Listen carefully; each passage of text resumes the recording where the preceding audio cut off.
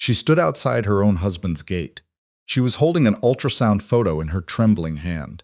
It was the only proof she had that he still had a reason to love her. But the gate didn't open, and the man inside, the man she had sworn to love until death, was walking another woman through their front door. That night, she vanished. And when he finally learned the truth, it was too late to apologize. But it was not too late to bleed for it. The storm had been building since noon. By the time Vivien Hale turned onto the private road leading to the Marorrow estate, the rain was coming down sideways. It was the kind that doesn't just soak you, but punishes you. Like the sky itself has a grudge. Her windshield wipers were losing the fight. The headlights barely cut 10 feet into the dark. She had been driving for 40 minutes through weather that should have made her pull over. She should have parked somewhere warm and waited until morning. She didn't stop. She couldn't. She pressed her left hand flat against her coat pocket. Through the fabric, she could feel the folded edge of the ultrasound photo. It was stiff and slightly damp from where the corner had caught the rain. That was when she rushed from the clinic to her car. 8 weeks. The technician had said it with a tired smile, like it was just a number, just a routine measurement, just another Tuesday afternoon. But for Vivien, those 2 words had cracked something open in her chest, something she hadn't felt in years, something that felt almost like hope. She hated that she still had hope. She hated it the way you hate a bad habit you can't quit. Adrien Marorrow was not a man who inspired hope. He was a man who inspired caution, the kind of quiet, suffocating caution that seeps into your daily life. It seeps in until you stop reaching for things. Stop expecting phone calls to be returned. Stop waiting up. Vivien had learned this slowly. The way you learn that a stove burner is still hot even when the coil has gone dark. You don't learn it from a warning. You learn it from the burn. But this was different. This was a child. His child. She told herself that changed things. She needed to believe it changed things. The iron gate of the estate materialized through the rain. Massive, black, geometric. Like something designed not to keep the world out, but to remind it that it wasn't welcome. 2 guards stood in the booth beside it, dry and bored. The orange tip of a cigarette was visible through the smeared glass. Vivien slowed the car and rolled her window down. Rain immediately lashed against the side of her face. "I need to see my husband," she said. Water ran into her mouth when she spoke. The guard nearest the window didn't even look up from his phone. He was a thick man with a jaw like a concrete block. Mr. Marorrow left specific instructions. No unannounced visitors. That includes family. "I'm not a visitor. I'm his wife. I know who you are. Mrs. Marorrow." He said the name like it tasted wrong in his mouth. "My instructions don't change." Vivien stared at him. She had learned a long time ago that arguing with Adrien's men was pointless. They weren't paid to have opinions. They were paid to hold a line. And they held it the way rocks hold a shoreline. Completely indifferently, without apology. But she looked past the guard's shoulder. She looked past the gate, up the long curve of the driveway. She looked toward the lit windows of the main house, and that is when she saw them. 2 silhouettes close together, moving across the far window of the study, the room with the floor-to-ceiling glass. Adrien had always refused a curtain for that room, because he liked to see the grounds at night. He had told her once it made him feel like he owned everything the light touched. One silhouette was Adrien. She knew his shape the way she knew her own reflection. The set of his shoulders, the unhurried way he moved. Like he was never rushing, because the world rearranged itself to accommodate his pace. The other silhouette was a woman, shorter, with darker hair. And she was not standing at a professional distance. Vivien watched them cross the window and disappear into the interior of the house. She did not make a sound. She was very deliberate about that. She pressed her lips together. She breathed through her nose and kept her face completely still. Meanwhile, something inside her chest quietly came apart at the seams. "Mrs. Marorrow." The guard's voice had shifted just slightly. Not softer, but more careful. The way people speak when they are watching someone absorb something terrible, and they don't want to be responsible for what happens next. "You should go." She went. She rolled the window up. She turned the car around. She drove back down the private road in the rain. And she did not cry. Crying felt like the wrong response to something, this particular flavor of devastating. Crying was for grief. What she was feeling was more like the moment before grief. That hollow, suspended second when you understand exactly what has happened. But your body hasn't caught up yet to the full weight of it. The ultrasound photo sat in her pocket. She drove. She had made it maybe 4 miles down the main highway when her phone started. A notification first. A text from an unknown number. She glanced at it at a red light. The screen read, "Turn back now. You are not safe." She stared at it. Her thumb hovered over the screen. She almost called Adrien. She almost did, but she thought about that silhouette. She put the phone face down on the passenger seat and drove through the red light. The second message came 3 minutes later. Same number. "They have been watching you. Do not stop the car." She checked her mirrors. Darkness and rain and the broken yellow line of the highway reflecting back at her. Nothing behind her. Nothing ahead. She was completely alone on a road that connected the Marorrow estate to the outer edge of the city. 12 miles of nothing. Industrial land on both sides. Chain-link fencing. Abandoned infrastructure. The kind of stretch that exists in every city, but that nobody ever talks about. Because it's the part that development forgot. Her engine died at mile 7. It didn't sputter or cough or give her any warning. 1 second it was running. The next second, complete silence except for the rain hammering the roof of the car. The dashboard went dark. The headlights cut out. She was coasting on momentum in total blackness, and she had just enough time to steer onto the gravel shoulder before the car rolled to a full stop. She sat there in the dark and listened to the rain. Her phone was dead too. She hadn't noticed. She reached for it, and the screen was black. It wouldn't respond to the button, wouldn't charge, wouldn't do anything. She didn't understand how that was possible. She had left the house with 83% battery. She remembered the number specifically because she had checked it right before getting in the car.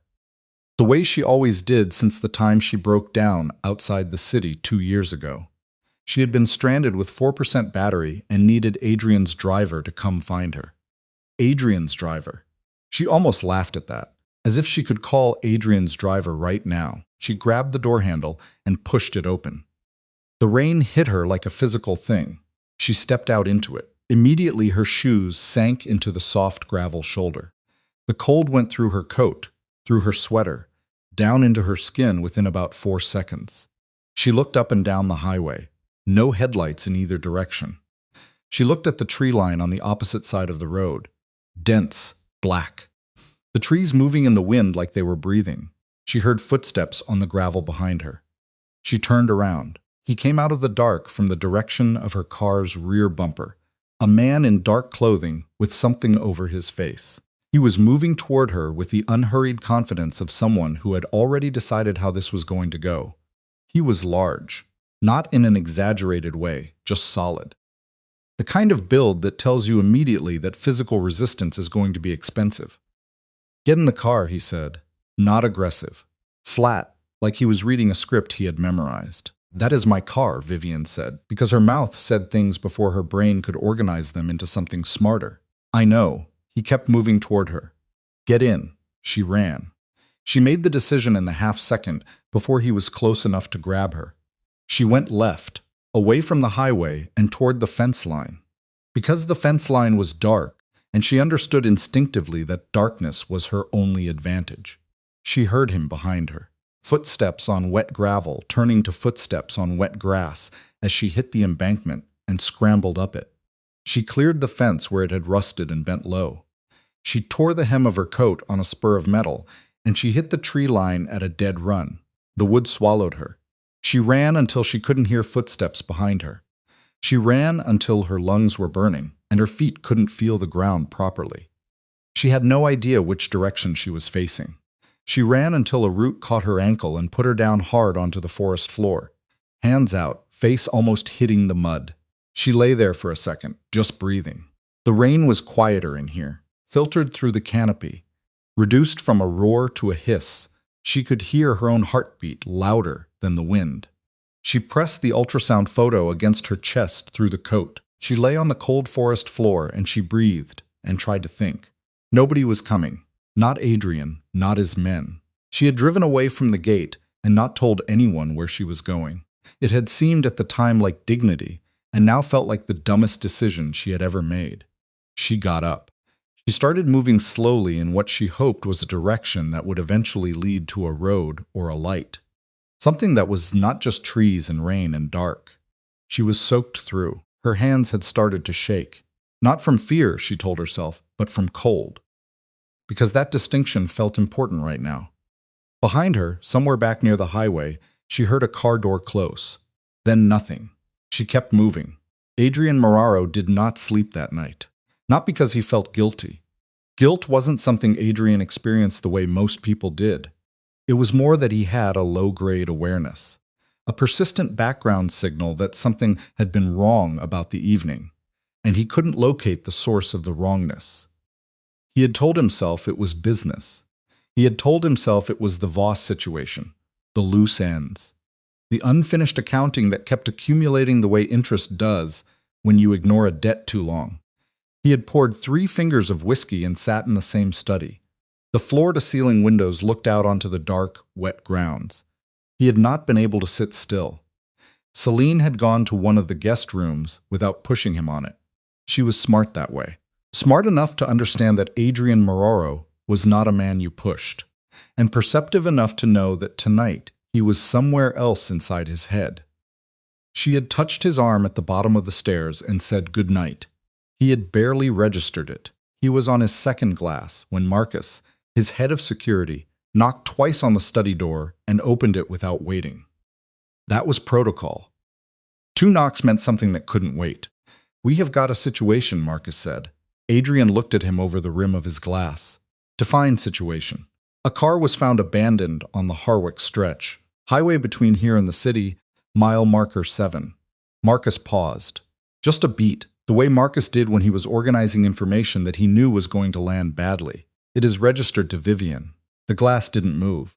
Adrien's face didn't change, but something happened behind his eyes. A rapid, involuntary recalculation.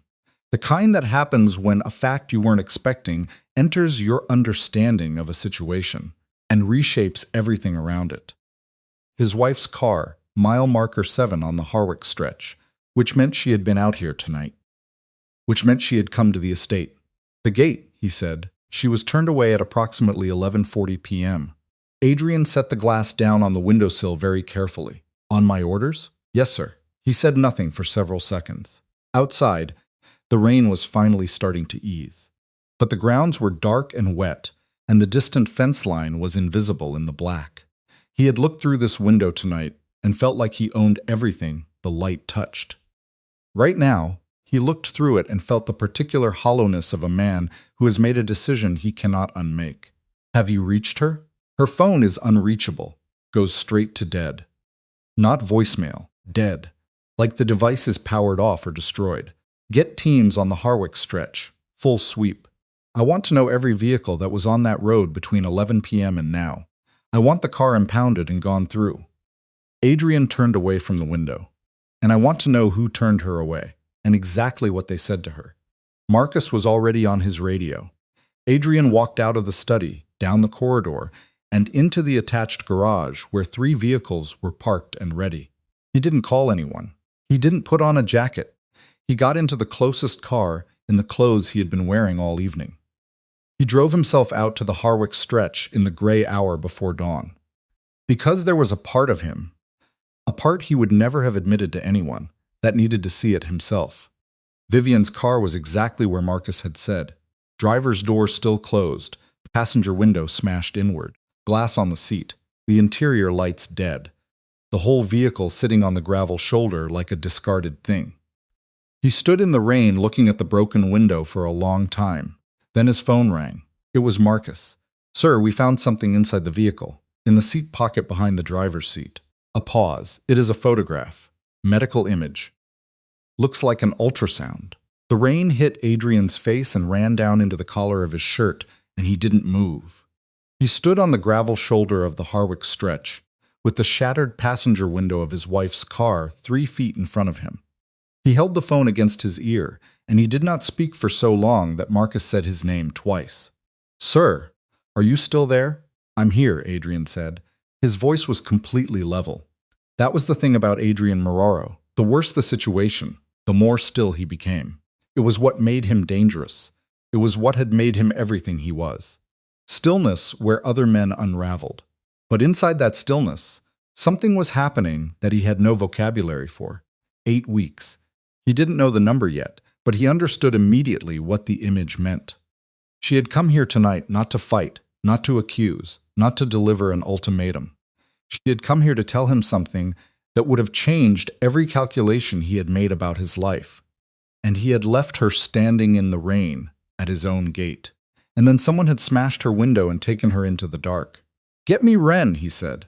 Ren was the best tracker he had. "Get me every piece of footage from every camera within 4 miles of this location, and find out who sent her the text messages."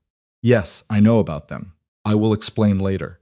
Right now, I need answers in the next 2 hours." He hung up. He looked at the broken window one more time. Then he turned and walked back to his car. He walked with the specific, measured stride of a man who has made a decision. A decision so complete and so final that there is nothing left to deliberate, only to execute. Somewhere out in the dark woods beyond the tree line, something moved, a branch displaced, a sound too deliberate to be wind. Adrien stopped walking and looked toward the trees. Nothing. Just rain and shadow, and the distant sound of his own men arriving on the highway behind him. He got in the car.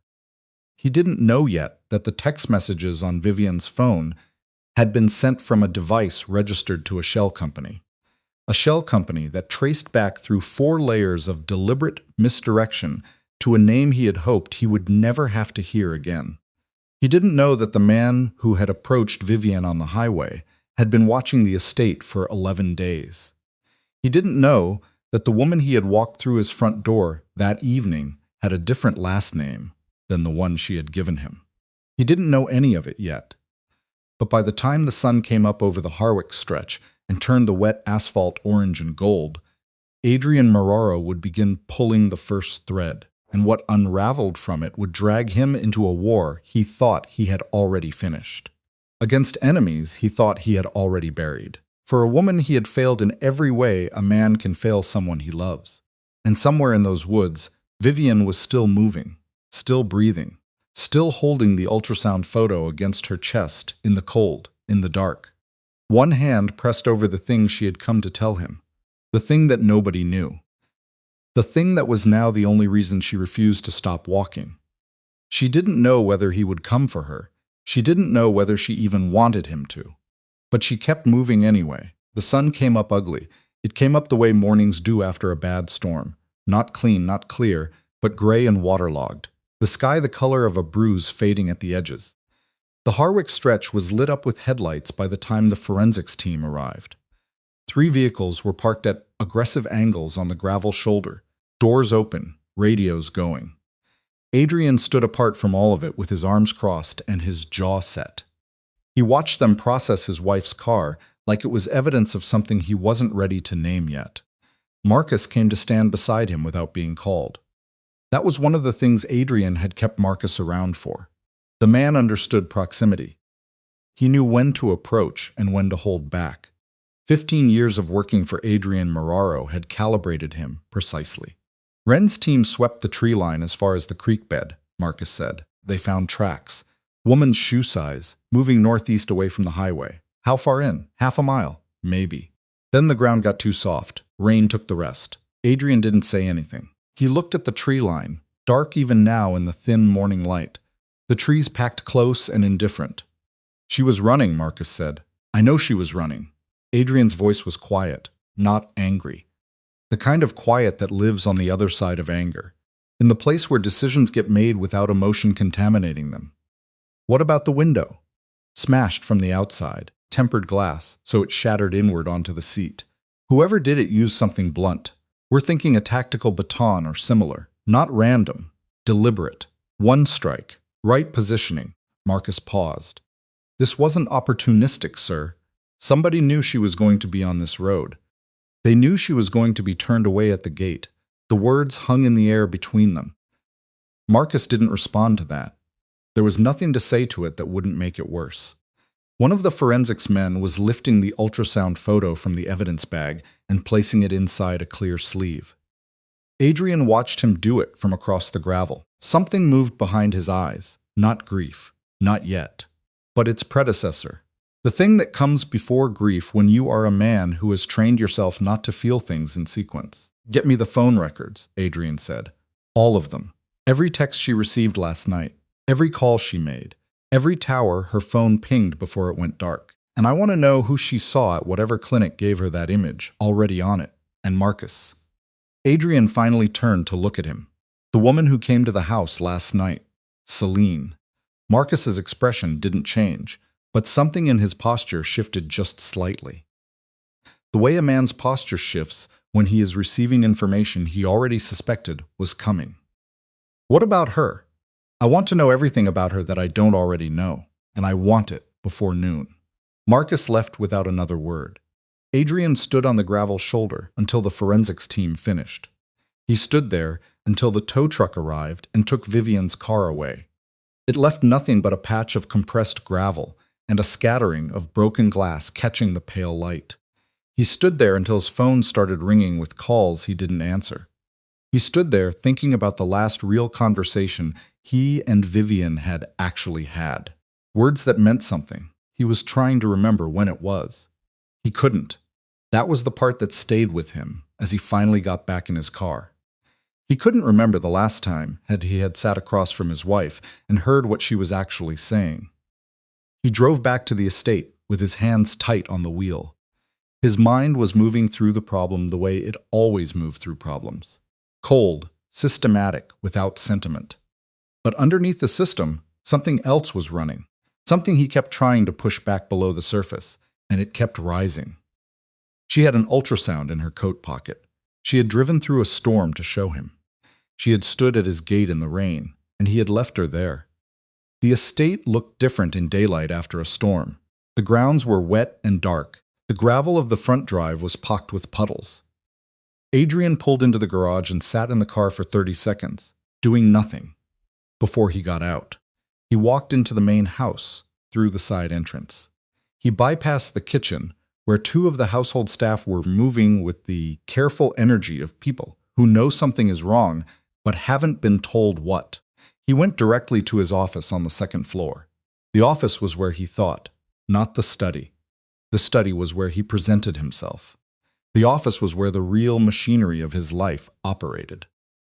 2 monitors, a phone system, a wall of physical files, and a gun that lived in the second drawer on the right side of the desk. He sat down, opened the laptop, and started working through what Marcus had already uploaded to the secure drive. The phone records came through first. Vivien's call log from the previous night was 42 minutes long, not because she had made calls that lasted that long, but because there were 14 unanswered calls to his number in the space of about an hour, starting from approximately the time she would have been turning away from the gate. He scrolled through them and did not look away. He made himself look at every timestamp. He had been sitting 20 feet from his phone all evening. He had seen her name on the screen. He had let it go. He had let it go 14 times. He closed the call log and opened the text thread from the unknown number. 2 messages, both time-stamped after she had left the gate. "Turn back now. You are not safe." Then 3 minutes later, "They have been watching you. Do not stop the car." The number had already been traced. It bounced through a relay in the city's East District. It terminated at a prepaid device purchased 4 days ago with cash from a convenience store on Marsh Street. The store's camera was conveniently non-functional. 4 days ago. Someone had purchased that phone 4 days ago, which meant this had been in planning at least that long, which meant someone had known 4 days ago that Vivien would be on that road. Adrien leaned back in his chair. The only way someone could know Vivien would be on that road was if they had known she was going to try to come to the estate, which meant they had either been monitoring Vivien's movements, monitoring his estate, or both. And the only way the timing could be that precise, adjusted for the specific night she appeared, was if someone had known about the gate order, his direct instruction to deny her entry. That was an internal leak. He was still sitting with that thought when his door opened without a knock. He looked up. Celine Voss stood in the doorway in different clothes than the previous evening. She had helped herself to something from one of the guest closets, a gray sweater and dark slacks. She was holding a cup of coffee in both hands, like it was something she needed to do with her fingers. "I heard," she said. "Close the door." She came in and closed it behind her. She didn't sit down. She seemed to sense that sitting down would be the wrong instinct right now.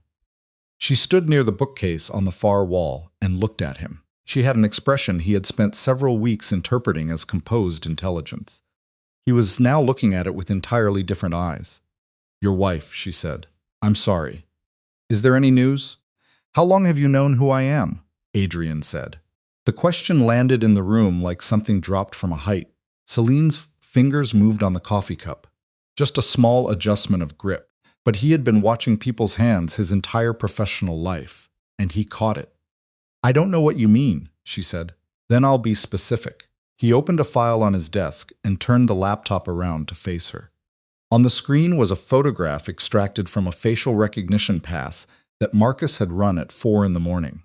Celine, younger, at an event, standing beside a man named Conrad Voss. "Your last name isn't Carver." She looked at the photograph. She looked at it for what a person might call a moment too long. Then she looked at him, and something shifted in her face. Not a collapse, nothing that theatrical. More like a mask being placed on a table, carefully, deliberately. "You're thorough," she said. "Who sent you?" "It's not that simple. It never is." Adrien stood up from behind the desk. He didn't reach for the second drawer, didn't need to, and they both knew it. He just stood up, which, in a room this size, with a man built like Adrien Marorrow, was sufficient. "My wife is missing. There is an ultrasound photo sitting in an evidence bag downstairs that tells me she was pregnant. She came to this house last night to tell me that, and instead she is in a forest somewhere because someone used her specifically, precisely to get to me. So, I am going to ask you one more time." Celine set the coffee cup down on the edge of the bookcase with a steadiness that impressed him even now. "My brother," she said. "Piers. He planned this." Adrien absorbed that. Piers Voss, the younger of the two surviving Voss siblings, the one who had gone quiet after Adrien had dismantled the family's operation 2 years prior. Too quiet, in retrospect. The kind of quiet that turns out to be preparation rather than surrender. "You're here as what?" Adrien said. "Insurance? A distraction?" "Both." She said it without flinching. "He needed you occupied for one evening. He needed to know your movements, your schedule. Whether you had additional security posted, whether your wife would be a viable target." She stopped, her jaw tightened. Whether she would be a viable target. The room went very still. Adrien looked at her for a long time without speaking. Outside the window, he could hear his men moving on the grounds, radios going, boots on wet gravel. "Where is she?" he said. "I don't know the location. That is the truth. Piers wouldn't have given me that. He knew that if anything went wrong with my side of it, I would be sitting exactly here." "Then what do you know?" "I know it's not random. They're not going to hurt her immediately. That's not the point. The point is you. They want you to spend time looking. They want you to feel it." Adrien walked to the window and stood with his back to her, looking out at the grounds. His hands were at his sides, completely still. "Why?" he said, though he already knew. "You don't spend 15 years building an empire on the bones of other people's empires without accumulating a list." But he wanted to hear her say it.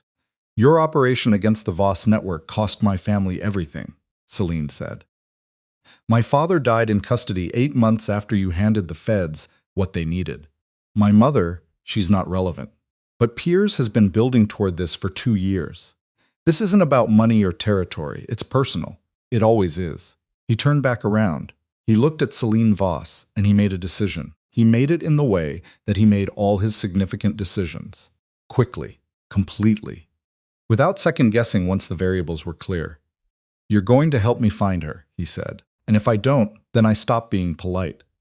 She held his gaze. He gave her credit for that. "Most people didn't. And if I do, then I remember that you told me what you told me when you didn't have to. It wasn't a promise of safety. It wasn't a guarantee of anything. But it was the best she was going to get, and they both understood that." She gave a small nod. Adrien picked up his phone and called Marcus. "Get the team together, full roster, and bring Ren inside." I need him running active analysis, not fieldwork. He paused. And nobody leaves this property without my explicit clearance. Not staff, not contractors, nobody. He hung up and looked at Celine. Start talking. She talked. She talked for 40 minutes, seated finally in the chair across from his desk. She laid out what she knew of Piers's operation. The infrastructure, the manpower, the financial backing that had come from new partnerships Piers had built while everyone assumed he was finished. She talked about the surveillance of the Marorrow estate, which had begun 6 months ago. She talked about the inside contact. Not who, not yet. She was holding that, she said, as something she'd trade for a specific condition she would name later. And she talked about the methodology, watching Vivien, learning her patterns, identifying the window. Adrien listened without interrupting. He had a legal pad in front of him. He wrote things down the old-fashioned way, longhand, because he thought better with a pen in his hand. By the time she finished, he had filled 4 pages. The inside contact was the critical thread. Someone in his household had known about the gate order and passed it to Piers's people in time to position the man on the Harwick stretch. That meant someone who had been in the room, or close enough to the room, when Adrien had given the instruction. He thought back through the previous evening, the sequence, the people present. There were 4 possibilities. He circled a name on the legal pad and then sat looking at it. Marcus appeared in the doorway. Sir, we've got something. Adrien got up. The something was footage pulled from a traffic camera on the outer edge of the Harwick corridor. One of 3 cameras on that stretch that were technically the city's infrastructure. But Adrien's operation had maintained unauthorized access to their feeds for years, specifically because the Harwick stretch was the primary artery between his estate and the city, and he liked knowing what moved on it. The footage showed a dark van with no plates, moving northeast on the highway at 12:08 a.m. The timestamp placed it on the road within 20 minutes of Vivien abandoning her car. The van slowed near mile marker 7. Visible on the footage only as a brief deceleration, barely 3 seconds before accelerating again and disappearing toward the industrial district. They picked her up, Wren said. He was a lean man with a quiet way of speaking, the kind of person you would walk past in a grocery store and forget immediately, which was exactly why Adrien had hired him. Or they tried to. We don't know if she was in the vehicle at that point, or still in the woods. If she was still in the woods, she has been out there for 8 hours in wet conditions with no phone and no shelter. Adrien said, Yes, sir. Have we swept the area beyond the creek bed? Expanding the sweep now. But, sir, the van. Wren pulled up a second image, an enhancement of the footage.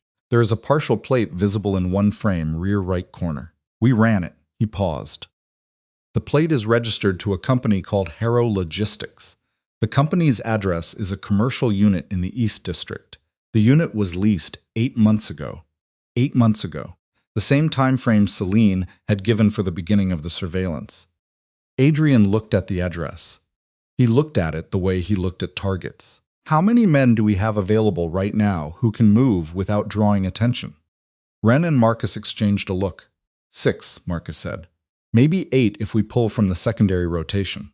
Get 8 armed plainclothes vehicles that don't trace back to us. Adrien picked up his jacket from the back of the chair. We're going to Harrow Logistics. Sir, if they have her there, they don't have her there. That is a base of operations, not a holding location. He buttoned the jacket. But it will tell us where the holding location is. He was halfway to the door when his phone lit up. Unknown number. He stopped walking and looked at the screen. His thumb moved over the answer button. He pressed it and held the phone to his ear. Nothing for 2 seconds.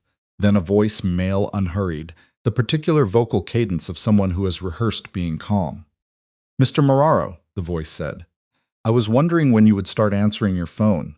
Adrien was very still. Piers. A pause on the other end. Surprised maybe that the identification had come so fast, but recovering quickly. I see you've had a productive morning.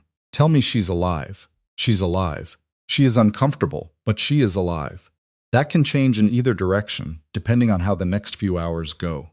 Another pause, and this one had a different texture. Something deliberate behind it.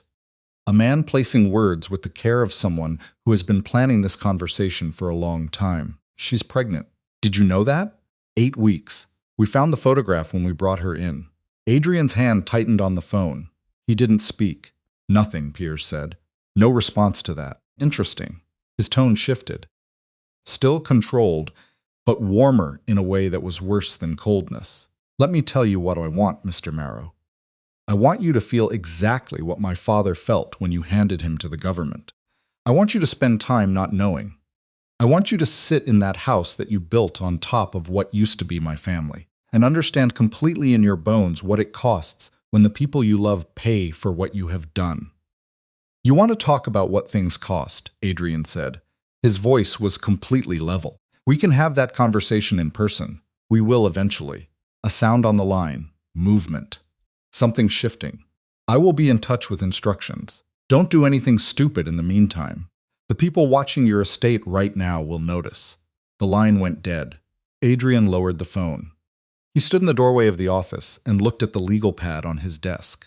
The 4 names. One circled, and then he looked at Celine. She had been watching him through the entire call with the careful stillness of someone who is calculating odds. Your brother just called, he said. I heard. He said there are people watching the estate right now. Adrien looked at Marcus, which means our sweep of the grounds missed someone. Or someone inside is feeding them live information. He looked back at the circled name on the legal pad. Then he picked it up, tore the page off, and handed it to Marcus face down. Bring me that person, quietly. Nobody else needs to know. Marcus looked at the name on the page. His expression didn't change, but he took a long, slow breath through his nose. You're sure? I'm not sure of anything right now, Adrien said. That is the problem. Marcus left. Ren left. Adrien stood alone in the office with Celine Voss. They stood in the wreckage of an evening that had started with him refusing to open a gate and had arrived with terrible efficiency at this. His wife in unknown hands. An enemy on the phone, and a traitor somewhere inside the walls he had spent 15 years building. He picked up the legal pad and the pen. He wrote one word at the top of a fresh page, Vivien. Then he started writing everything he knew, everything he needed to know, and every step he was going to take to bring her back. He wrote in the precise and methodical handwriting of a man who has decided that the only way through something this dark is straight ahead. Regardless of the cost, regardless of what he has to become to reach the other side of it. He wrote for 6 minutes without stopping. Then his phone lit up again. This time it was Marcus calling from somewhere inside the estate. And when Adrien answered, Marcus's voice had the texture of something breaking through the surface of professional composure. It was the first time in 15 years, sir, Marcus said. You need to come downstairs right now. We found the inside man. Adrien set the pen down. Who? A silence that lasted exactly long enough to confirm what part of Adrien already knew.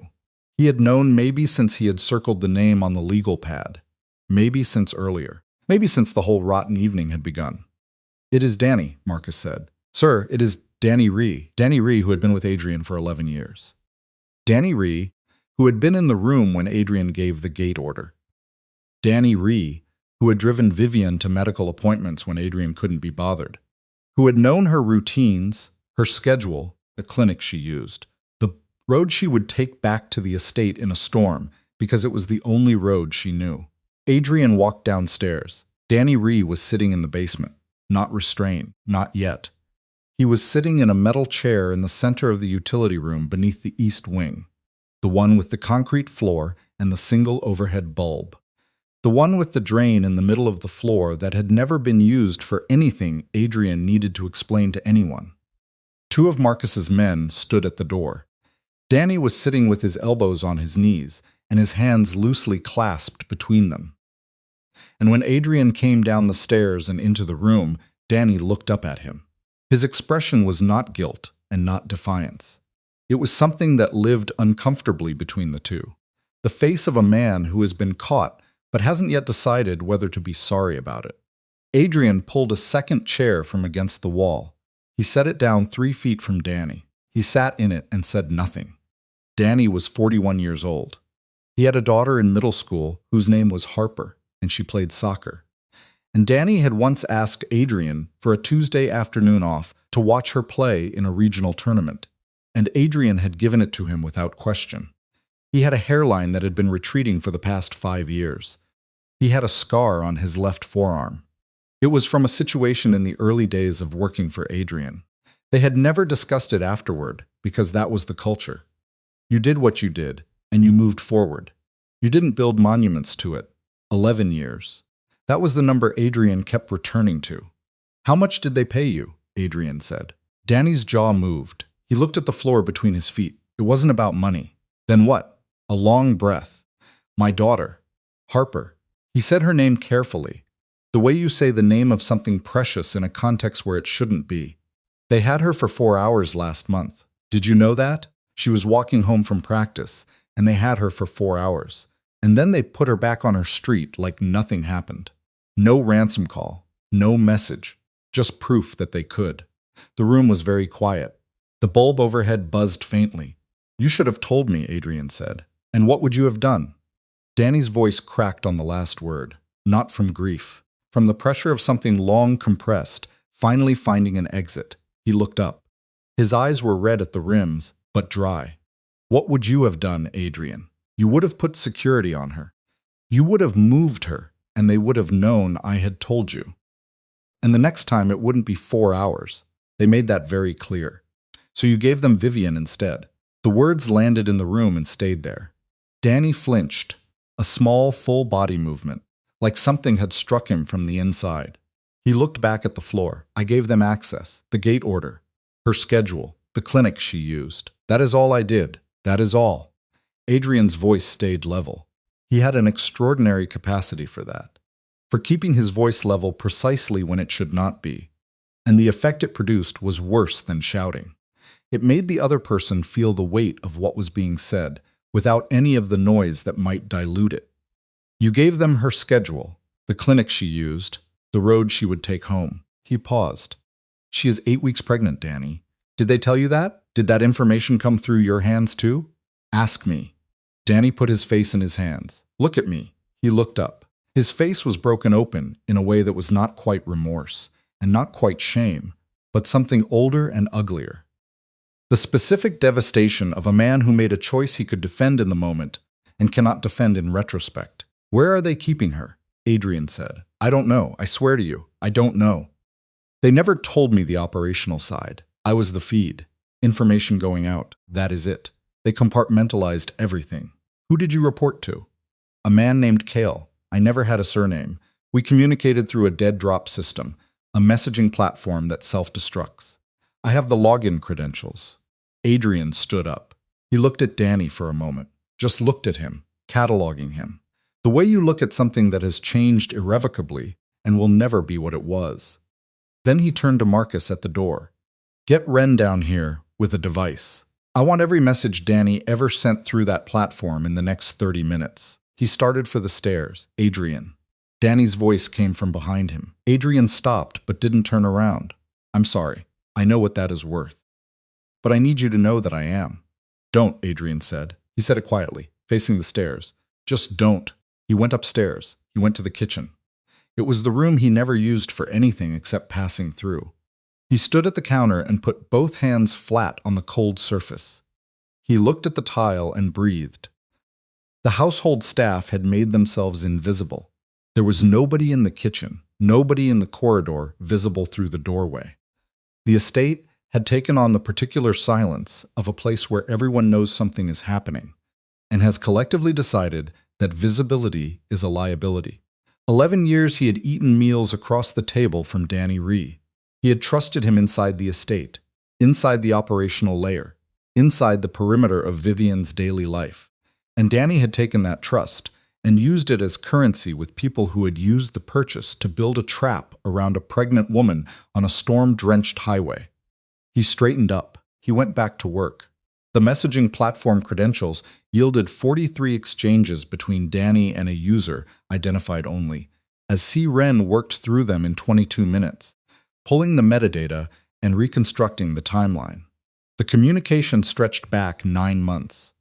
1 month longer than Celine had said the surveillance had been running. The first messages were introductory, careful, the testing of a possible asset. The later ones were operational. They showed in clean and terrible detail the gradual handing over of everything Danny knew about the Marorrow household's rhythms. The final message in the chain had been sent the previous afternoon at 4:47 p.m. It contained 4 pieces of information. The gate order, Vivien's likely arrival time based on her appointment at the clinic, the condition of her vehicle's GPS tracking, which Danny had quietly disabled 2 days prior. He admitted this when Ren confronted him with the message, and a single word at the end that had no obvious operational meaning. The word was confirmed. Adrien read it twice. Then he handed the tablet back to Ren and walked to the window.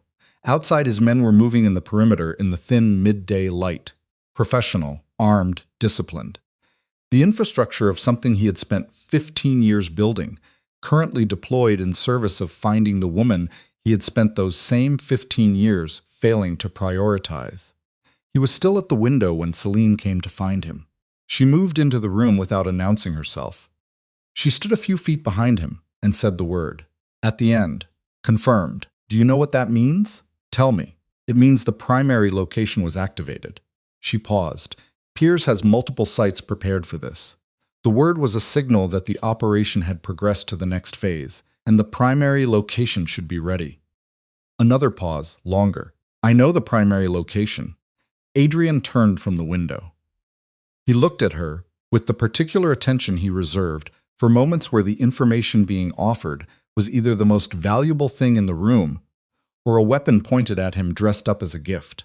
With Celine Voss at this stage, it could still be either. You've been holding that, he said. I told you I had something to trade. You also told me your brother compartmentalized the operational details. He does. I'm not supposed to know. She crossed her arms. Not defensive. He had come to read her body language well enough to understand that was how she held herself when she was being precise. But Piers and I share a history that goes beyond this operation. There was a period before he became what he became, when he and I talked about things he shouldn't have talked about. He told me about the dockside building 2 years ago when he first started planning, before he knew I would end up here. The dockside building, warehouse district, eastern waterfront. The building is registered to a shipping company that dissolved 18 months ago. Piers bought the lease through a third party. He has been maintaining it as a contingency location for operations that required holding capacity. She met his eyes. It has reinforced interior rooms, a generator, loading dock access to the water. She stopped. It has the things you would need if you were holding someone and wanted options for moving them quickly. Adrien was already moving toward the door. Marcus appeared from the corridor with the reflexive speed of a man who had been positioned just outside the room. Sir, Harrow Logistics first. We proceed as planned. We verify the connection to the dockside location, and we confirm she is there before we move on it. I don't want to hit an empty building. Understood. And if Harrow gives us confirmation? Adrien reached the door and stopped with his hand on the frame. Then we stopped being careful. The Harrow Logistics Unit was a commercial space in a converted industrial block on the city's east side. The kind of building that had been a factory once and had been subdivided into smaller units when the factory economy died and the storage economy replaced it. Unit 14 had a corrugated steel shutter and a standard commercial lock. Ren bypassed it in 4 minutes while Adrien and 3 of his men held the alley. The unit was clean. Too clean. It had been vacated recently. The floor still showed the rectangular impressions of furniture that had been removed. There was a faint smell of electronics and fast food that spoke of people having spent significant time there. On the far wall, someone had taped a printed map to the surface. It had been partially torn down. Whoever had cleared the space had made an effort, but the lower right corner remained. It was attached by a single piece of tape. Ren peeled it off the wall carefully and smoothed it out. It was a section of the eastern waterfront. A building was circled in red pen. The circle had a notation beside it in handwriting. Adrien didn't recognize. Primary. Confirmed. Capacity for 2. That is it, Celine said from behind him. Adrien turned. She had come with them, against his explicit instruction, having simply gotten into the second vehicle when no one was watching. He had decided in the car that arguing about it was less productive than keeping eyes on her. She was looking at the map fragment. That is the building. Adrien took the map from Ren. He looked at the circled building, and then he looked at the waterfront notation in the corner. A cross street. A dock number. How many men does Piers have at that location? He said to Celine. When I last had information, 12, maybe 15. But that was 4 months ago. It will be more now. They would have reinforced once the operation activated. He handed the map back to Ren. Get this to Marcus. I want a full tactical breakdown of that building in the next 90 minutes. Floor plan, entry points, sight lines, everything we can pull from public records and satellite. He walked out of the unit and into the alley and took out his phone. He had 2 missed calls from a number he recognized as one of the Voss operations contact relays. Piers reaching out again through a layer of misdirection. He didn't call back, not yet. He called Marcus instead and spoke for 4 minutes. He laid out what they had, what they needed, what the timeline looked like. Marcus listened without interrupting. He asked 2 specific questions about personnel capacity and confirmed that the team could be assembled and mobile within 2 hours. When he hung up, Celine was standing at the mouth of the alley watching him. You're going to hit it tonight, she said. I'm going to assess it tonight, then decide. You've already decided. He didn't respond to that. Because she was right and they both knew it, and responding would have been theater. He put the phone in his pocket and looked down the alley toward the street. A delivery truck was rolling past. Ordinary city noise, pigeons on a ledge. The world continuing its indifferent operation, while inside his chest, the timeline was running. Every hour Vivien spent in that building was an hour of cold, of fear, of whatever they were doing to her to maintain the psychological pressure on him. He started walking back to the vehicle. There is something else, Celine said. He stopped. Her voice had changed just slightly, a half-tone lower, a different texture, the voice of someone choosing whether to say the next thing, having the argument with themselves in real time. Piers called me this morning, she said, before you confronted me in the office. My phone, the secondary one, the one you don't know about. Adrien turned around slowly. She was still standing at the mouth of the alley with her arms crossed. But her composure had developed a hairline fracture, visible in the tension along her jaw. The way her eyes had stopped meeting his directly and were fixed at a point just to his left. And he said, he told me the primary location wasn't the final location. She finally looked at him directly. He told me that if the operation moved past a certain trigger point, specifically, if you began active pursuit rather than complying with the game he was running, Vivien would be moved to a secondary location that I don't know, and the terms would change. The alley was very quiet. What terms? Adrien said. He wouldn't negotiate for her return. He said at that point he would negotiate for. She stopped. Her throat moved. For the pregnancy. The words didn't fully register for a second. They registered the way a physical blow sometimes doesn't. There is the impact, and then a delayed moment before the pain arrives. And in that space between impact and pain, you are still standing, but you aren't entirely sure how. He would use the pregnancy as a separate point of leverage, Adrien said. Yes. Meaning he would threaten the child specifically. Yes. Adrien looked at Celine Voss for a long moment. He looked at her the way he had looked at Danny Rhee in the basement.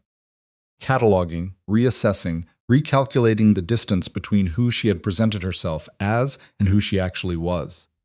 But this was different from Danny, because Danny had been a betrayal, and Celine was something more complicated than that. She had come into his house as an enemy operative, which he now knew, and she was standing in this alley, telling him something her brother had told her in confidence, which she was choosing to do for reasons he couldn't fully map. Why are you telling me this? He said. Because I have a line. She said it flatly, not with emotion.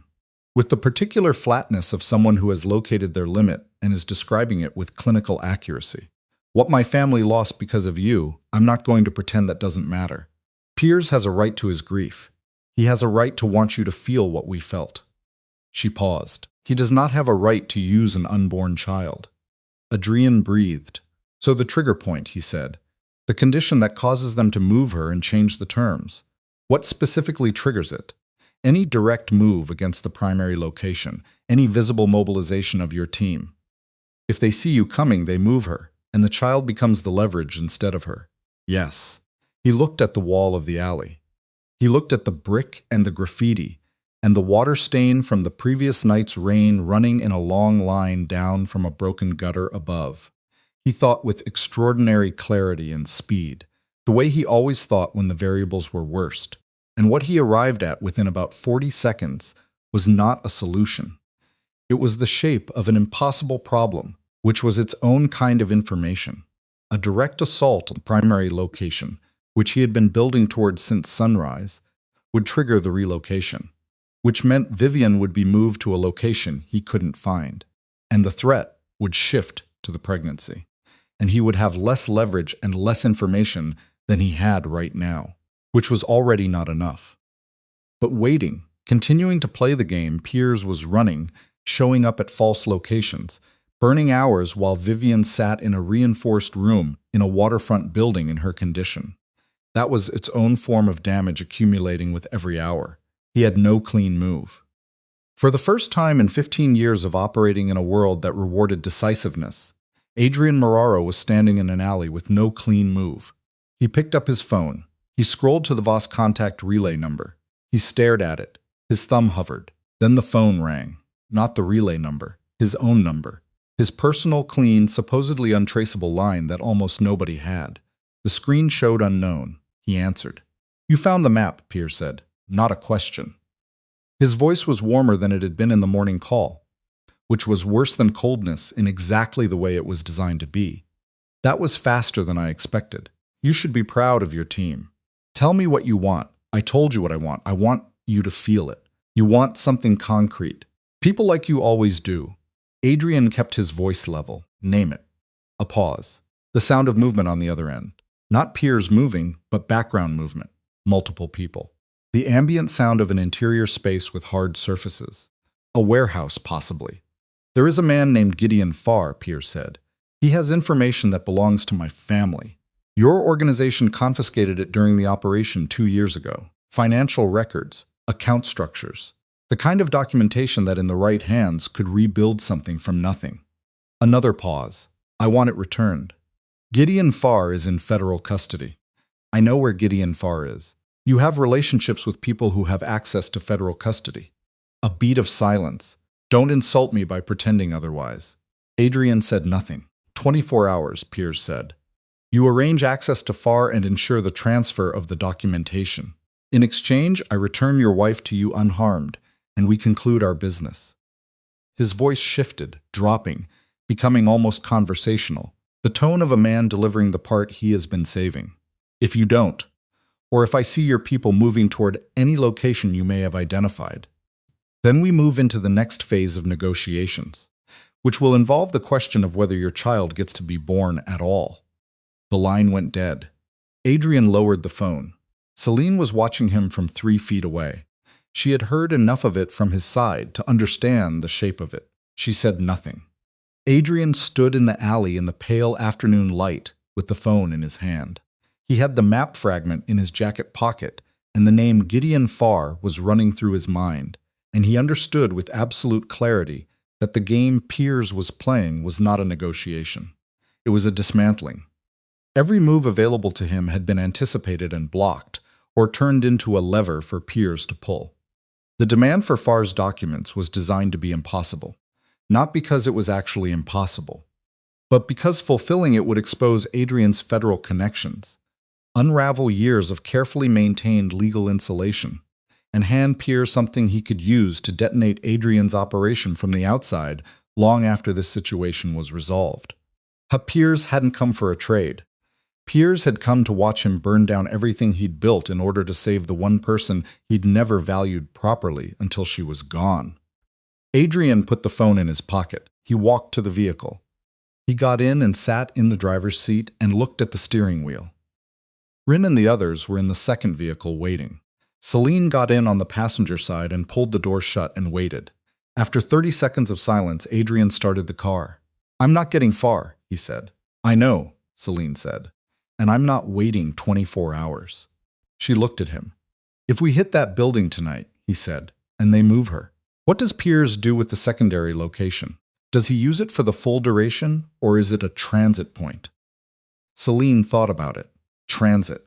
He's not set up for a long hold at the secondary. It is a contingency, not a base. So he moves her, but he can't hold her there indefinitely. Maybe 4, 6 hours before he'd need to either return to a fixed location or make a different decision about.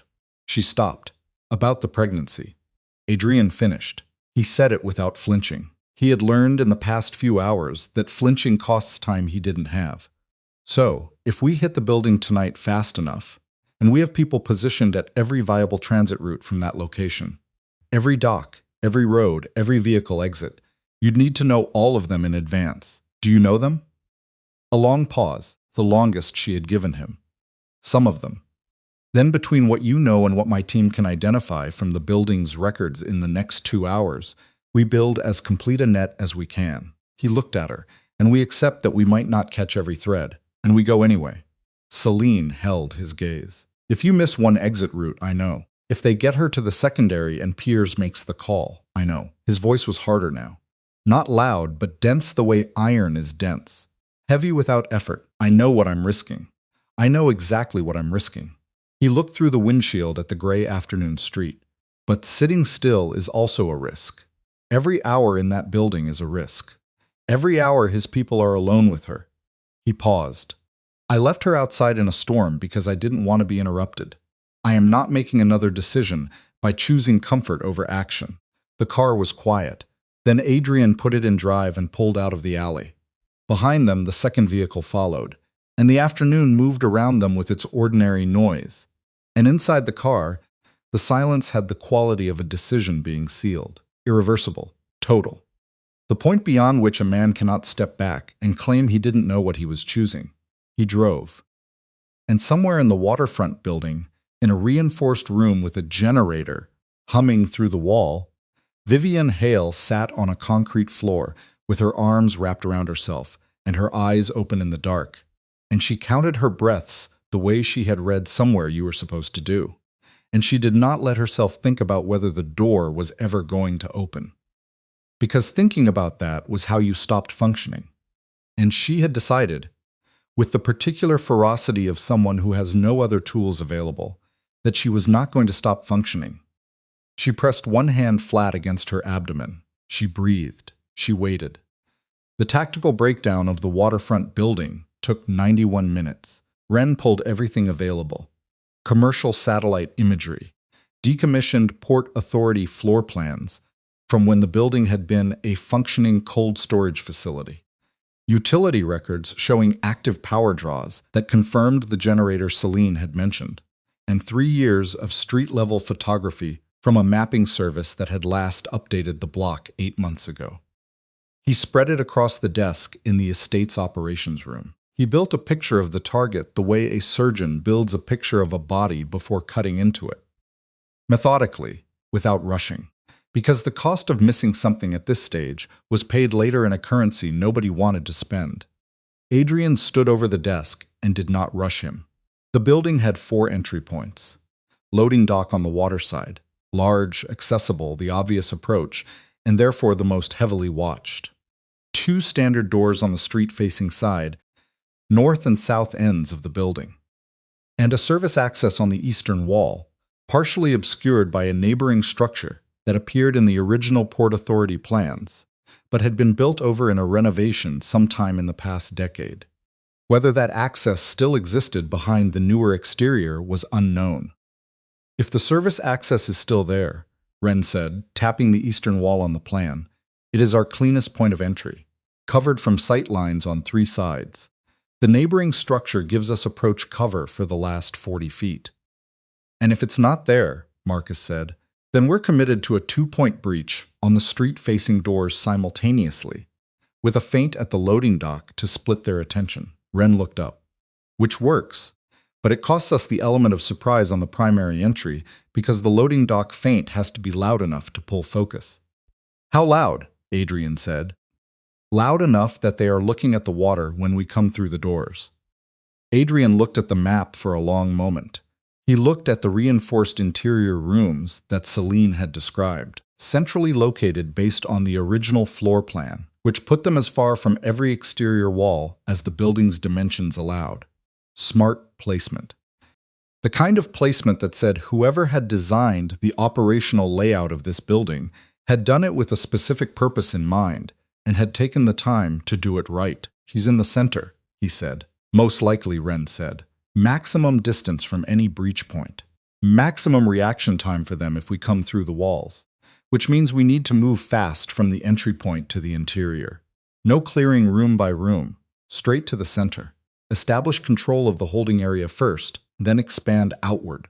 Marcus crossed his arms. "That's aggressive. We'd be leaving uncleared space behind us. We'd also be reaching her before they have time to make a decision about her," Adrien said. He straightened up from the desk. "We have 8 men plus ourselves.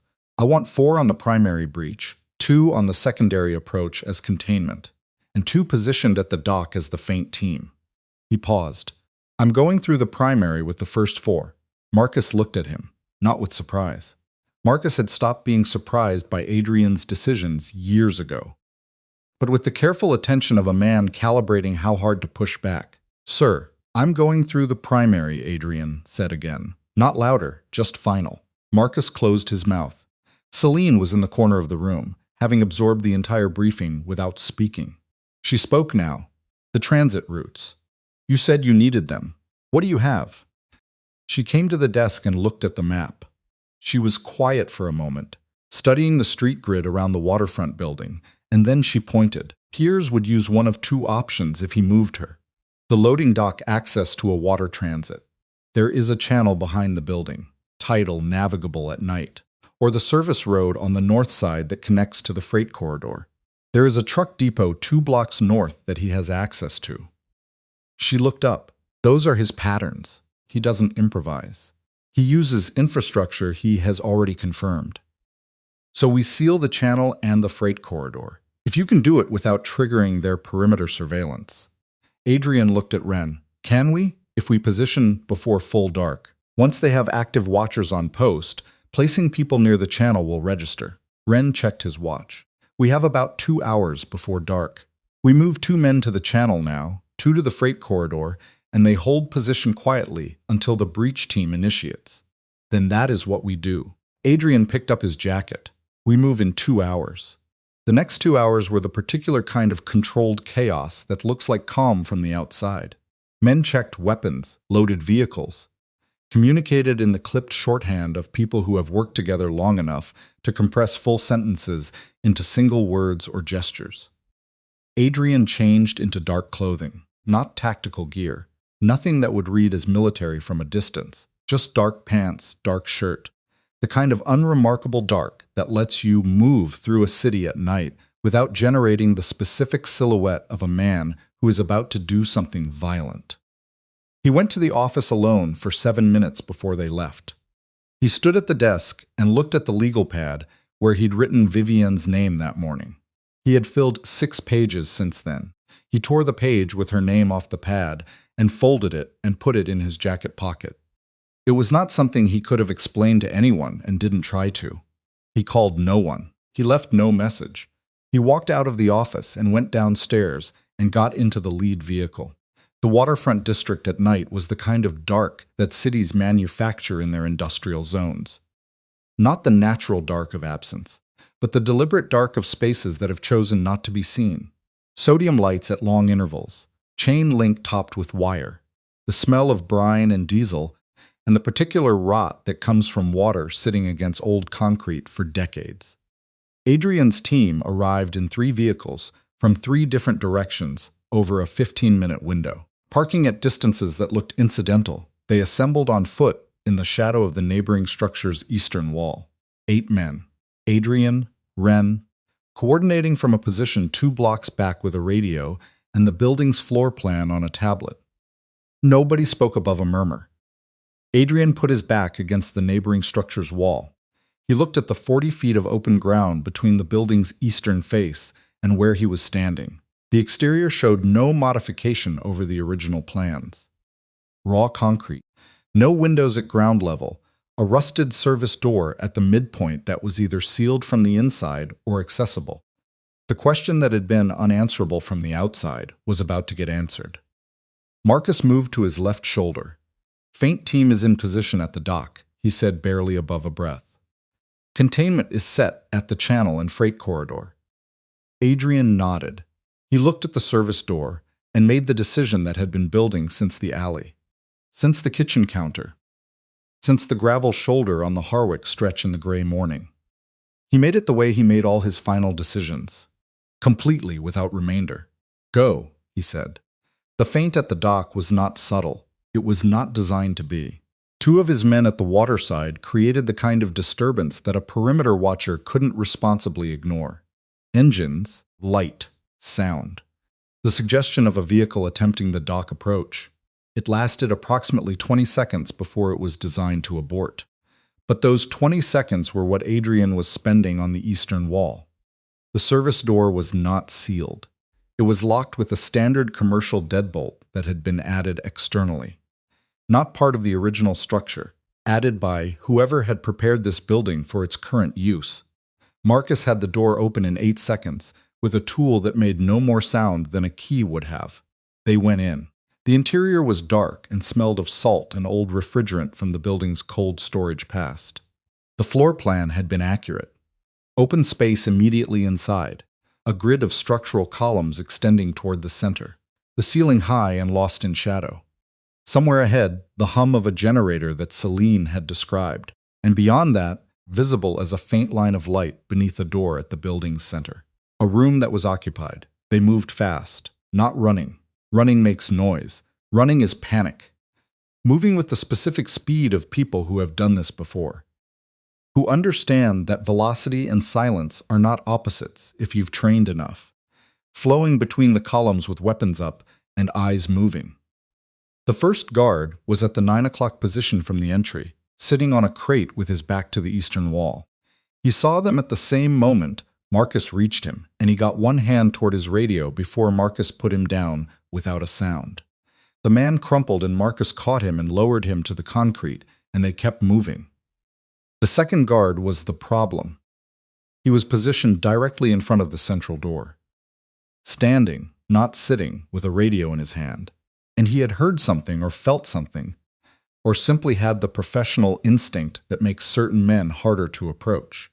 He turned at 10 feet and got the radio to his mouth before Adrien covered the distance.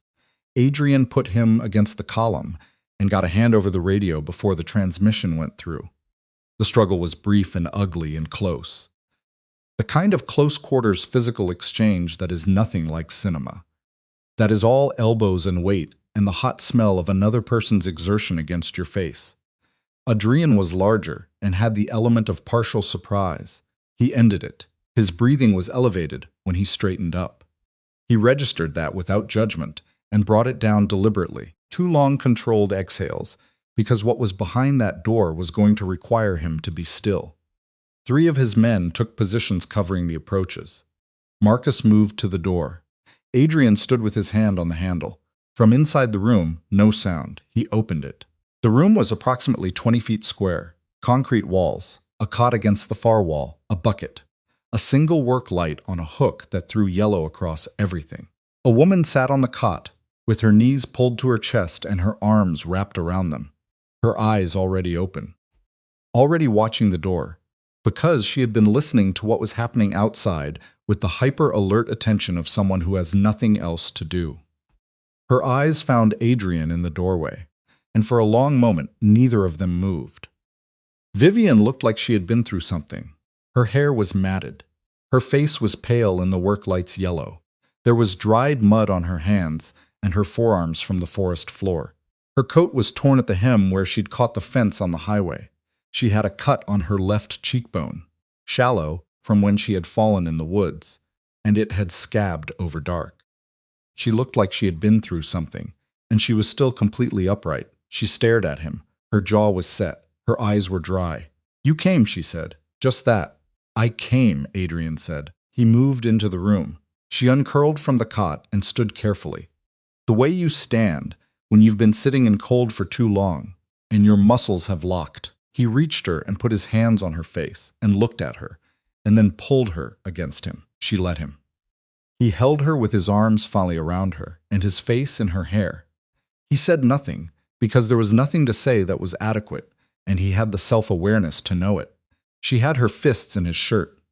She was shaking from cold, from adrenaline, from some combination that she was probably not going to be able to sort out for weeks. She did not cry. She had apparently made some decision in that room about crying that she was holding to even now.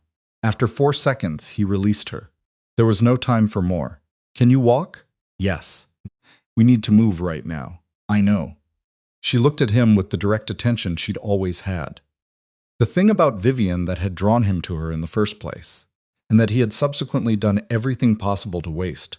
And she said, "Is there more of them?" "Yes." "Then let's go." He put her behind him, and they moved toward the door. And that was when the radio on the guard, Marcus had taken down by the column, crackled to life. The static burst of someone on the other end trying to reach a position that wasn't responding. One burst, two. Then Piers's voice, recognizable even through the radio's compression, saying a single word with the clipped authority of a man who has pre-planned for this scenario. Move. Every light in the building went out. The generator had not stopped. Adrien could still hear it through the wall. But whatever had powered the building's interior circuit was severed deliberately, instantly, plunging the entire space into the specific blindness of a sealed interior with no natural light. The work light in the room went dark.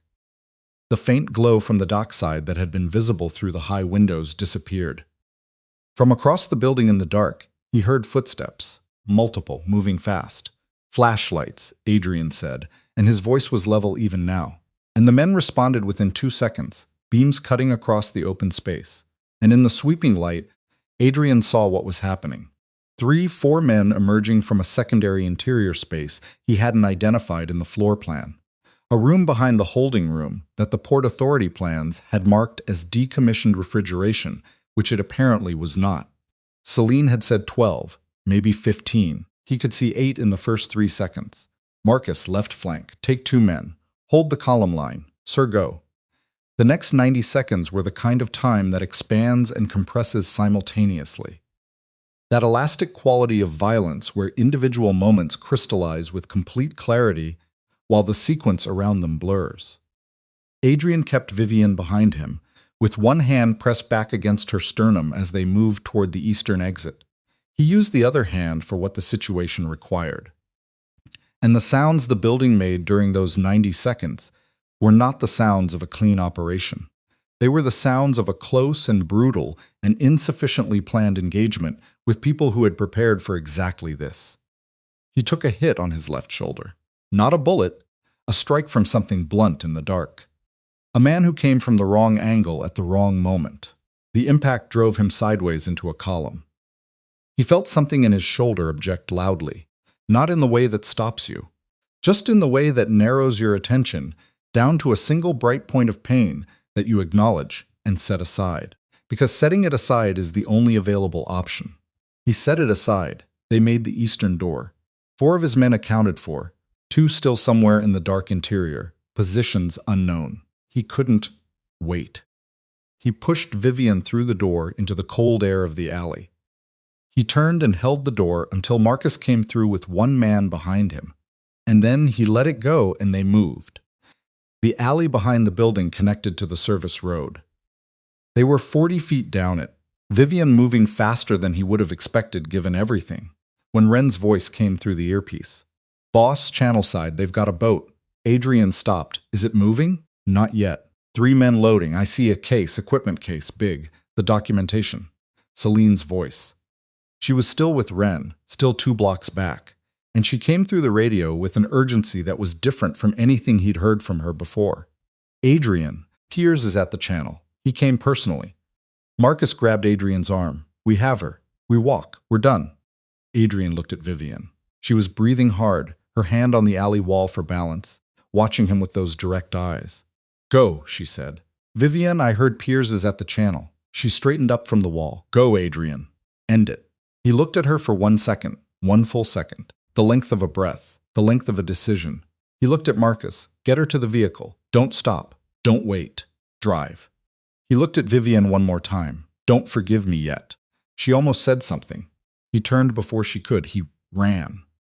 The channel was behind the building's loading dock, accessible through a narrow passage between the dock structure and the neighboring property's retaining wall. Tight, unlit, the kind of approach that punished width and rewarded speed.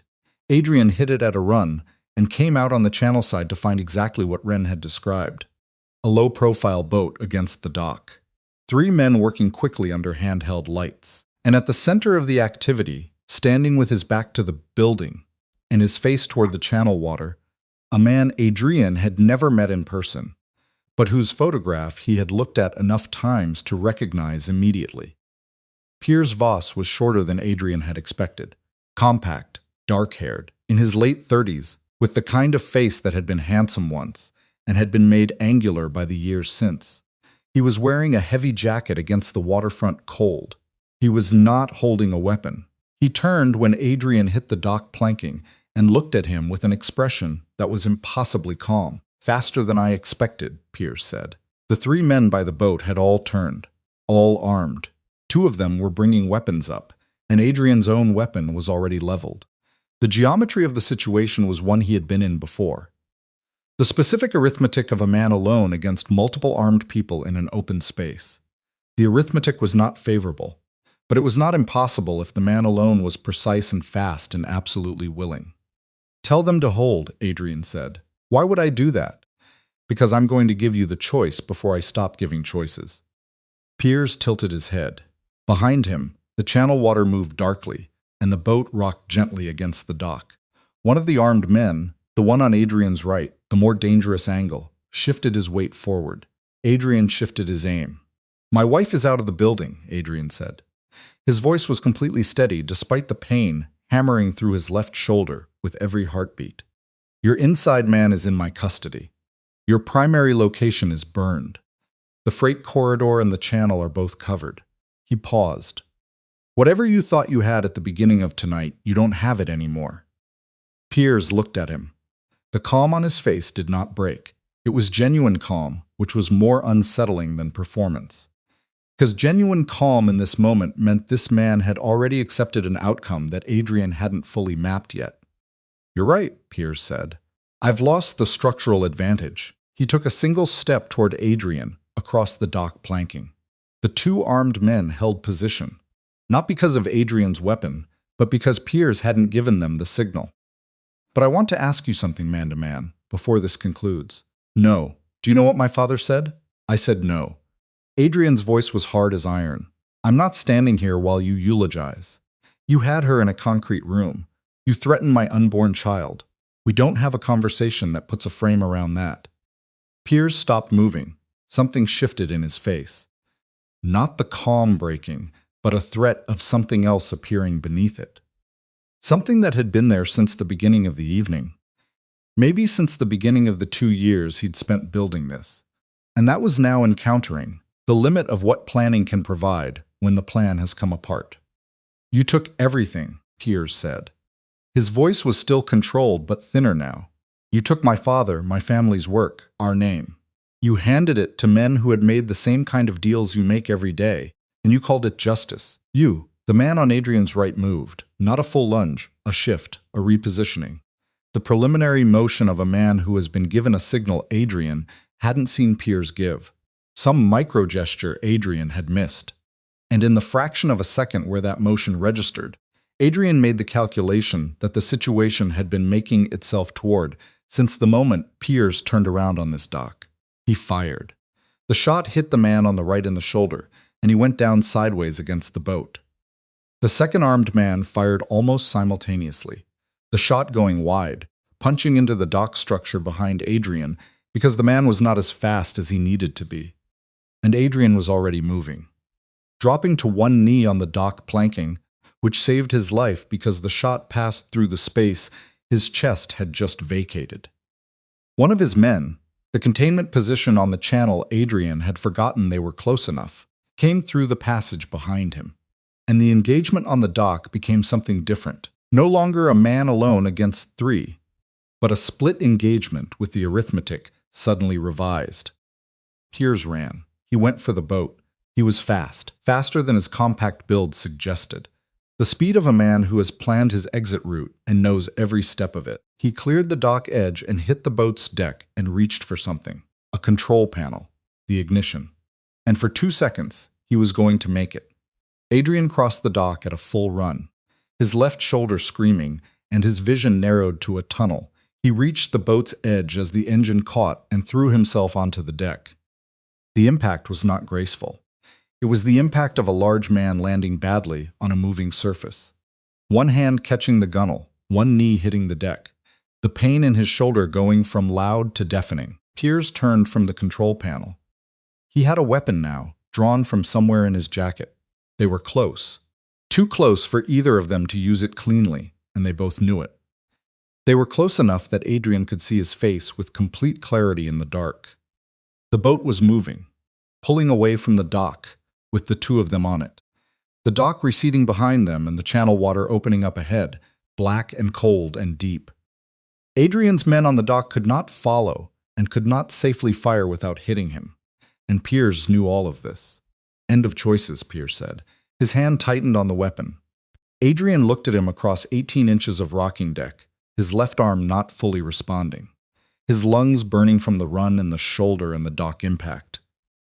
He looked at Piers Voss with the complete attention of a man who has reduced the entirety of a situation to a single point. He said nothing at all, because there was nothing to say.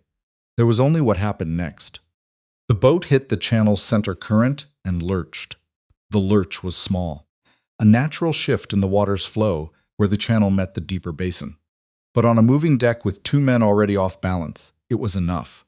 Piers's weapon arm swung wide for a half-second, tracking the motion involuntarily. And Adrien moved into that half-second the way he had learned to move into every gap that presented itself in his life, without hesitation, without deliberation, with the complete commitment of a man who understands that hesitation is just a slower way of losing. He got his right hand on Piers's weapon arm at the wrist.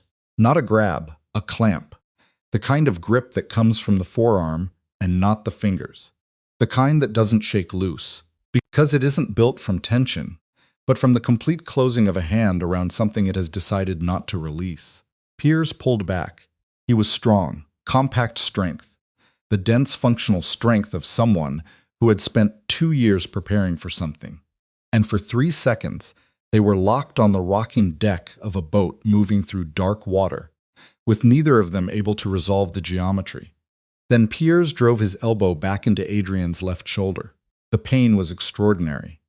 It went through him like electrical current from the shoulder through the neck, down the left side of his back, and into his hand, which opened involuntarily just for a fraction of a second. But a fraction of a second was sufficient. Piers broke free and swung. Adrien got his head down, and the weapon's frame connected with his cheekbone instead of his temple, which was the difference between down and dead. The impact split the skin above his cheekbone, and the blood came immediately, the way face wounds do. He went down on one knee. Piers stepped back and leveled the weapon. Adrien looked up at him from one knee on the wet deck. Blood running down his face, and his left arm hanging at an angle that suggested the shoulder, had finally run out of patience. And in that moment, that specific suspended terminal moment, he did not think about tactics or geometry, or the arithmetic of the situation. He thought about Vivien on a cot in a concrete room with her knees pulled to her chest and her eyes open in the dark, counting her breaths. He thought about an ultrasound photo in a coat pocket, carried through a storm to a gate that didn't open. He thought about 14 unanswered calls. Piers's face in the boat's low wash of instrument light was not triumphant. That was the unexpected thing. It was tired. Deeply, profoundly tired in a way that had nothing to do with the physical exertion of the past hour, and everything to do with 2 years of building toward a night that had now arrived and was not delivering what had been promised. Revenge has a particular poverty to it that you cannot see from the planning stage. Piers was seeing it now in real time, and it was changing his face. "You could have just paid," Piers said. His breathing was elevated. "Far's documents. That's all it would have taken. 2 years of work, and all it required was 1 document transfer. And then you would have found another lever," Adrien said. "That's how this works. You know that." Piers looked at him. My father died in a federal facility. Did you know that? Not from violence, from neglect. He had a cardiac condition that the facility's medical staff documented and did not treat. He died in a room alone. He paused. That is what your information purchased. Adrien said nothing. He held Piers's gaze, and he did not look away. And he did not offer the absolution of a response that might sound like an apology, because an apology would have been the worst kind of lie he could have told on this deck. I know, he said instead. Just that. 2 words carrying exactly their weight and no more. Piers stared at him. Something moved behind his eyes. The internal machinery of a man running out of road, checking the available routes, finding them narrowed to 1. His weapon arm had been rock steady for 30 seconds and was now very slightly not. Not from fear. From the exhaustion of holding a position that gravity has been working against the whole time. The channel water ran black around them. Somewhere behind the boat, the dock lights were visible as distant orange smears. It is done, Adrien said. His voice was quiet, not gentle. He didn't have gentle in him tonight, maybe didn't have it in him generally. But without the hardness that had characterized every word he'd spoken since the Harwick stretch. Your people are down. Your location is burned. Celine is in my custody, and she has told me everything. There is no architecture left. He kept his eyes on Piers, shoot me or don't. But either way, tonight is finished. Piers breathed long, slow, the breath of a man at the end of something. Then he lowered the weapon. Not all the way, not a surrender, not a dropping of arms. Just a lowering, the muzzle angling toward the deck. And in the night air above the black channel water, that partial lowering meant more than a full dramatic gesture would have. It meant he was tired. It meant the machinery had stopped. Adrien got to his feet, slowly, using his right arm for the push, his left arm still registering its objection loudly. He stood on the rocking deck and faced Piers, and reached out his right hand. Not for the weapon, but for the control panel behind Piers. And he cut the engine. The boat drifted. They stood on a drifting boat in a dark channel and looked at each other. The water moved around them. Somewhere in the city behind them, there were sirens beginning. Distant. The slow arrival of a world that had been notified something had happened here. You're going to go to prison, Adrien said. The same place your father went. I won't pretend that doesn't have a particular ugliness to it. Piers said nothing, but your sister isn't going with you. Adrien watched Piers's face when he said it. That's the deal. Celine walks. Whatever she was when she came into my house, what she did tonight ends differently. He paused. She told me about the pregnancy. She drew the line. That matters. Piers looked away from him for the first time. Out across the channel water, toward the distant lights of the city's far bank, his jaw worked. He said nothing for a long time. Then he said, she was always the better of us. Adrien said nothing. He took out his phone and called Marcus. The police presence on the waterfront was managed by people whose numbers Adrien had maintained for exactly these intersections, the places where his world and the legitimate world overlapped and required brokering. Piers was taken off the boat at the channel's east bank by men in plain clothes who produced credentials when the first uniformed units arrived, and the conversation that followed was the kind of conversation that happens in the institutional gaps of every city. Quiet and efficient and unrecorded. Adrien stood on the bank with his shoulder and his cheekbone and watched it happen. When Marcus appeared at his elbow with a first aid kit that he had apparently produced from a vehicle like it was the most natural thing in the world to carry, Adrien sat on a concrete abutment and let Marcus work on the cheekbone without speaking. The shoulder was going to require a doctor. The cheekbone required tape and pressure. Marcus applied both with the practiced efficiency of a man who had done this before. The 2 men inside, Adrien said, both accounted for. Reyes took a round in the vest. Bruised ribs, nothing structural. Carr got his hand stepped on during the blackout. He's annoyed about it. Vivien's vehicle is 3 blocks south. She refused to go further. Of course she did. Adrien almost said it out loud, but didn't. He stood up and pressed the gauze Marcus had taped to his face and walked south. The vehicle was a black SUV parked in the shadow between 2 sodium lights. He could see Vivien through the window before he reached the door. Sitting in the back seat with a thermal blanket around her shoulders that someone had thought to keep in the vehicle. looking out the window at the waterfront with an expression he couldn't read at distance. He opened the door, and she turned to look at him. Her eyes went immediately to the taped cheekbone and the way he was holding his left arm. "How bad?" she said. "Shoulder needs looked at. Sit down." He sat in the seat beside her and pulled the door shut. The interior of the vehicle was warm. It smelled like the thermal blanket, and faintly like the rain that had still been damp in Vivien's hair. The contrast with everything outside was so complete that for a moment he simply sat in it. Vivien looked at him. He looked at her. The cut on her cheekbone, the mud still in the creases of her hands, the way she was holding herself, not fragile, nothing like fragile, but with a carefulness that spoke of someone who has done a precise inventory of their body and knows exactly what it has been through. "Peers," she said. "Handled." She absorbed that. "The baby," she said. "He knew about the pregnancy. His people. They didn't. They didn't hurt you. Either of you. No." She looked at her hands in her lap. "I didn't tell them about the baby. They found the photo, but I didn't confirm anything. I didn't give them." She stopped, took a breath. "I didn't want them to have it. That information. It felt like the one thing I could still protect." Adrien looked at her hands in her lap. He looked at them for a moment, and then he put his right hand over them.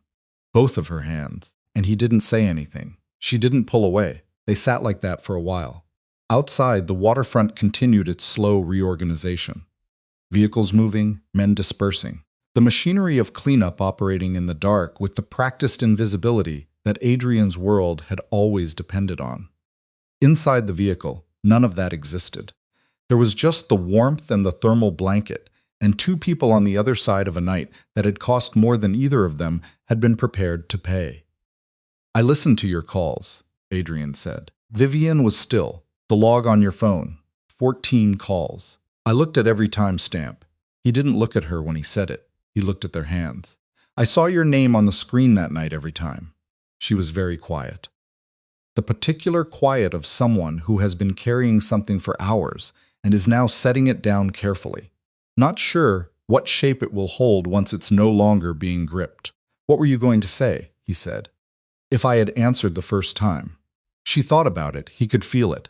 The thinking, the selecting, the arriving at honesty after a consideration of several other options. "I was going to tell you about the baby," she said. "And then I was going to tell you that I was done, that I was leaving." She paused. "That I had been standing at a gate that was closed to me for years, and I was done waiting for it to open." He absorbed that. He absorbed every word of it the way you absorb something that is both true and deserved and exactly as painful as it should be. "Were you," he said, "still going to leave after telling me?" "Yes." She said it clearly, not with anger. The anger had been burned through somewhere in that concrete room, left behind with the cold and the dark. "I wasn't coming to save the marriage. I was coming because you had a right to know about your child before I left. And now." She turned her head and looked at him. He was still looking at their hands. "Now I am in a car on a waterfront at 2 in the morning with a thermal blanket, and my husband has tape on his face, and we are both alive, which as of about 4 hours ago was not something I would have put money on." She paused. "I don't know what now is. That is honest. I'm done being anything else."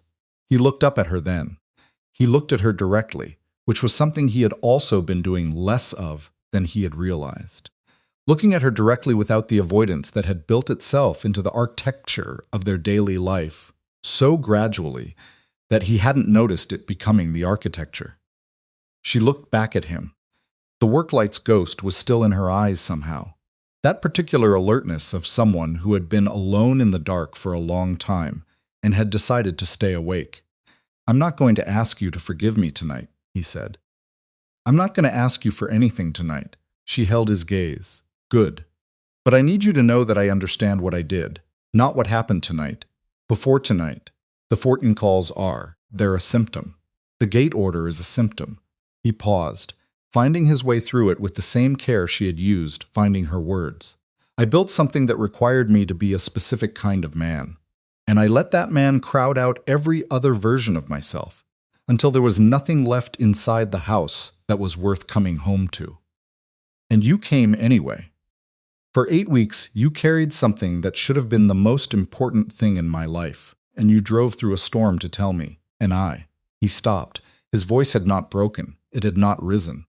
But it had arrived at a place where continuing would have required him to push through something that he decided, for once, not to push through.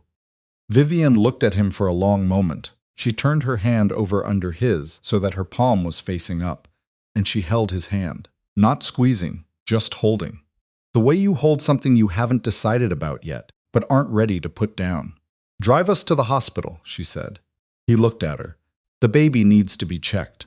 You need your shoulder looked at." She said it with the practical steadiness of someone who has located the next necessary step and is going to take it regardless of everything surrounding it.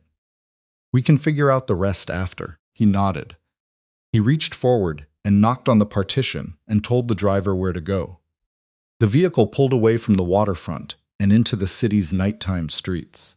Vivien leaned her head back against the seat with the thermal blanket around her shoulders and closed her eyes.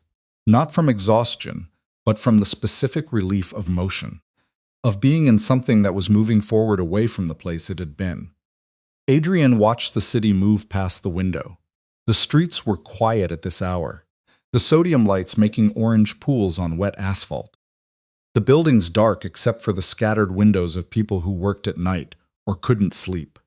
An ordinary city doing its ordinary late-night existence, indifferent to everything that had happened in the past 24 hours. He thought about what came next. Not strategically, he would do that eventually. There was significant wreckage to sort through. Danny Ree. The operational exposure. The Voss network's remaining fragments. The federal implications of the FAR demand having been made at all. He would build the list and work through it with the methodical patience that had built everything he had. That was coming. But tonight, in this vehicle, what he thought about was simpler. He thought about the ultrasound photo. It was still in the evidence bag at the estate, logged, tagged, handled by men with gloves. He was going to get it back. He was going to take it out of the bag and unfold it and look at it properly. The way it should have been looked at in the first place. In a warm room, without the machinery of consequence running in the background. He was going to do that, and it was going to be one of the most difficult things he had done in a life that had not been short on difficulty, because it would require him to sit with the full weight of what that image represented, without performing any of the stoicism that had served him everywhere else. He was going to do it anyway. The hospital's emergency entrance was lit up white and clinical. The driver pulled under the overhang. Vivien opened her door before anyone could open it for her, which was entirely consistent with everything Adrien had relearned about her in the past several hours. She stood on the concrete with the thermal blanket still around her shoulders. She looked at the entrance and then looked back at him as he came around the vehicle. "They're going to ask questions," she said. "About the cut on your face. The shoulder. I'll manage it. I know you will." She said it without irony, without the edge that it might have carried a day ago. Just acknowledgement. He managed things. That had always been true. "I'm going to tell them the truth about how I spent the night.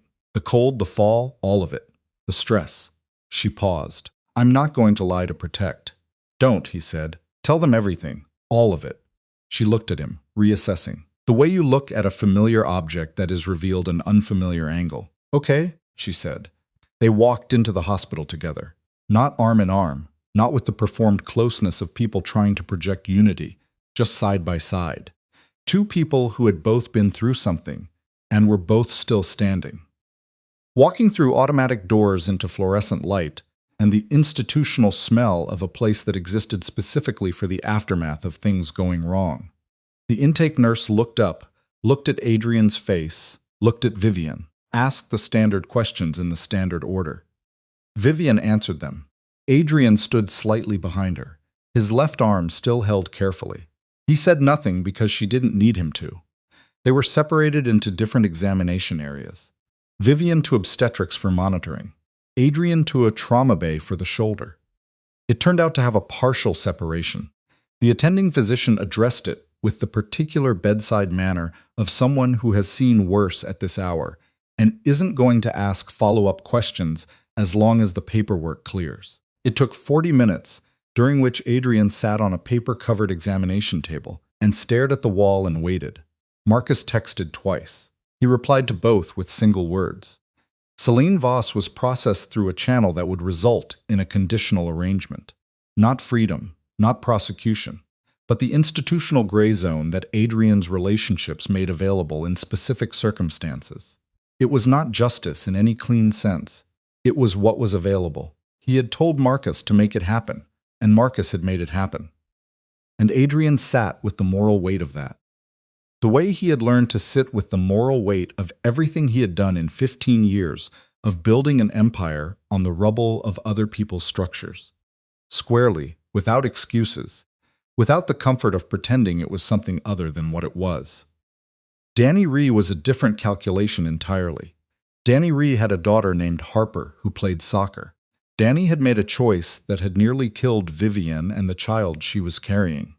And that choice had a cost that was real and not negotiable. But the architecture of that choice, the 4 hours Harper had spent in unknown hands, the threat that had been held over Danny's head for however long they had been running him, that architecture was also real. And Adrien was not a man who dealt in simple accounting when the variables were human. He would figure out Danny Rhee, not tonight. But he would figure it out with the full picture in front of him, which was more than he had afforded a lot of people. An hour and 20 minutes after they had arrived, a nurse led him down a corridor to a room. Vivien was sitting upright in a bed with monitoring equipment and an IV line delivering fluids, and a color in her face that was better than what the vehicle's interior light had shown. The attendant had already been in. The findings were what the attendant had described to Adrien in a brief corridor conversation before he entered the room.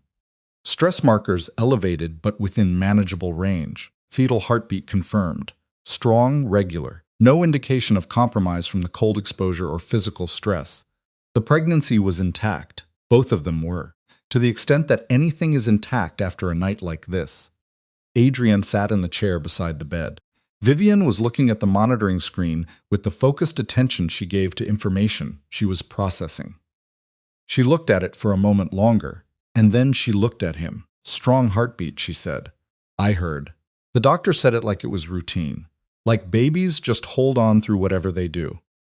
Adrien said he didn't know enough about it to know if that was true in general. But it was true tonight in this room. And that was the scope of what he could speak to with any authority. Vivien looked at her hands in her lap. The mud was gone.